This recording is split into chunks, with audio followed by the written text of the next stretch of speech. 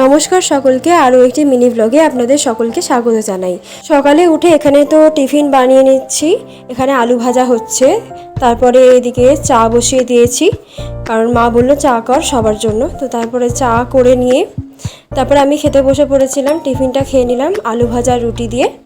তারপরে দুপুরে স্নান সেরে নিয়েছি, একটু হাওয়ায় বসে আছি। আর তারপরে ভাবলাম, মাকে বললাম যে মা খাবারটা দাও। মা খাবার দিয়ে দিল, দুপুরবেলা খেয়ে নিলাম। তারপরে খাওয়ার পর বোন একটু আম কাটলো, সেটাই খেলাম সবাই মিলে। ও কিন্তু খুব সুন্দরভাবে আমটা কাটলো। তো যাই হোক, দুপুরে তো খেয়ে দিয়ে উঠে একটু রেস্ট নিয়েছি। তারপরে পড়িয়ে টড়িয়ে চলে এসেছি। আর আকাশের অবস্থা এখানে একটু আগেই বৃষ্টি হচ্ছিল, আর এখন একদমই অল্প বৃষ্টি হয়েই থেমে গেছে। তো যাই হোক, এতটাই রাখছি আজকের ভিডিওটা। আবার আসি পরের ভিডিও।